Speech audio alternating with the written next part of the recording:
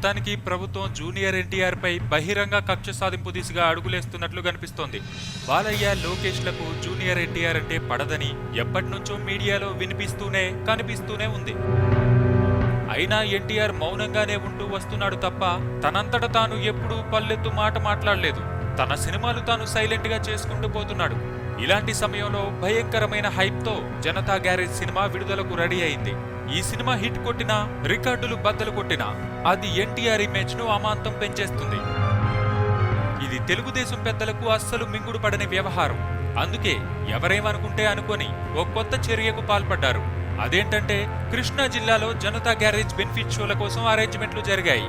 సుమారు 12 బెనిఫిట్ షోలు ఫిక్స్ అయ్యాయి. దీంతో రెవెన్యూ అధికారులకు దరఖాస్తు చేసుకున్నారు. 3 రోజుల క్రితమే ఇది జరిగింది. రెవెన్యూ అధికారులు కూడా ఫైల్ పుటప్ చేసుకోండి చెప్పారు తప్ప వేరు మాట చెప్పలేదు. ఈలోగా మరో 3 బెనిఫిట్ షోలు వచ్చాయి. ఇవన్నీ కలిపి సుమారు 30 లక్షల రూపాయల కలెక్షన్లను తొలి రోజు వసూళ్లలో చూపించే అవకాశం కనిపించింది. తీరా చూసి ఈ రోజు పర్మిట్ కోసం వెళితే బెనిఫిట్ షోలు వద్దని జీవో ఉంది. సారీ అన్నారట అధికారులు. అదేంటి, అలా జీవో ఉంటే 3 రోజుల క్రితమే చెప్పాలి కదా, ఇప్పుడు చెప్తున్నారేంటి అంటే నో ఆన్సర్.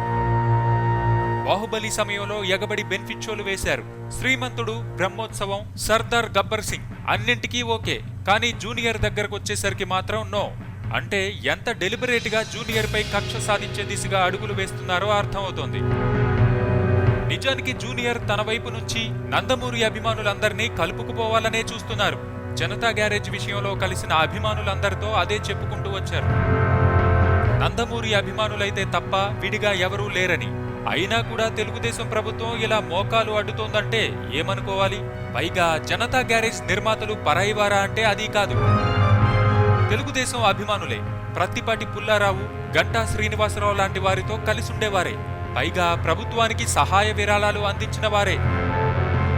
అయినా కూడా ఇలా జీవో పేరుతో అడ్డుకుంటున్నారంటే జూనియర్ ను ఏ రేంజ్ లో సాధించాలనుకుంటున్నారో అర్థమవుతోంది. కానీ ఒకటి గమనించాలి, జూనియర్ ను ఎంత నొక్కాలి అనుకుంటే అంత సింపతి వర్కౌట్ అయ్యే అవకాశం అంతకంతా ఉంటుంది.